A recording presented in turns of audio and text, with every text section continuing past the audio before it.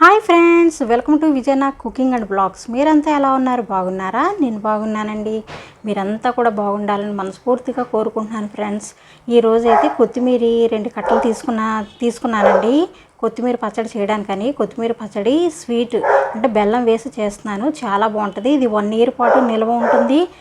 అలాగే మనం ఎప్పుడు కావాలంటే అప్పుడు చక్కగా మనం టిఫిన్లో కానీ దోశల్లో కానీ దేంట్లోకైనా సరే పెరుగు కూడా కలుపుకొని మీరు తినచ్చు. అంత టేస్ట్గా అయితే ఉంటుందండి ఈ పచ్చడి అనేది.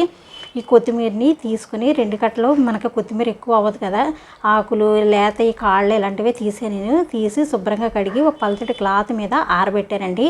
ఓవర్ నైట్ అలా ఉంచేసాను. అది బాగా ఆరే వరకు మార్నింగ్ అయితే నేను పచ్చడి మొత్తం నా పనులన్నీ అయ్యాక పచ్చడి చేయడం అయితే ప్రారంభించాను.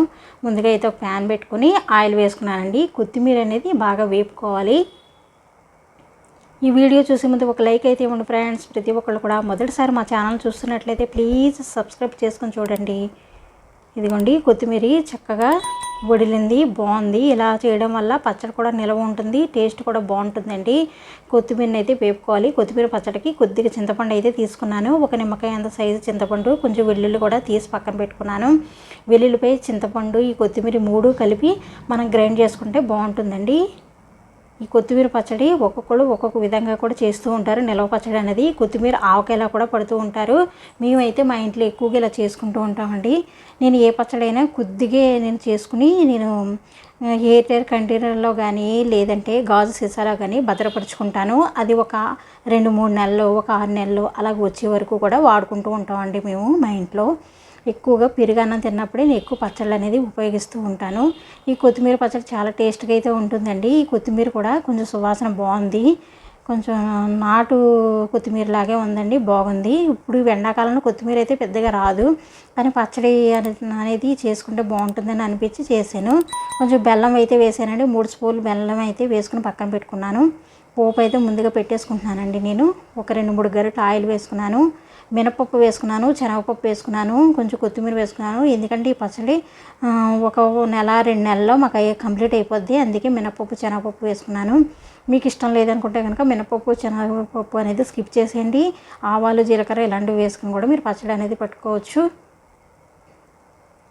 వెల్లుల్లిపాయ అనేది బాగా దంచుకుని ఆ వెల్లుల్లిపాయ కూడా వేసుకుంటున్నానండి. వెల్లుల్లిపాయ చాలా బాగుంటుంది. వేగిన తర్వాత నూనెలో వేగిన వెల్లుల్లిపాయ పచ్చడికి చాలా బాగుంటుందండి. ఆవాలు, జీలకర్ర, కరివేపాకు, శనగపప్పు, మినపప్పు ఇవన్నీ వేసుకుని బాగా కలుపుకోవాలి. బాగా వేగితేనే టేస్ట్ బాగుంటుంది ఏ పచ్చడికైనా సరే.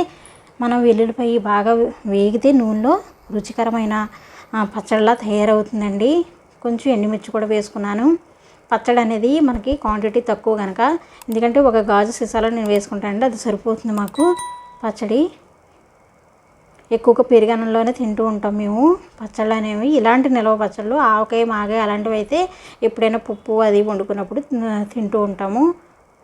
కొంచెం ఇంగువ కూడా వేసుకున్నానండి. ఇంగువ అనేది చాలా బాగుంటుందండి ఇలాంటి పచ్చళ్ళలో. ఇంగువ చాలా సువాసన భరితంగా ఉంటుంది, మంచిది కూడా.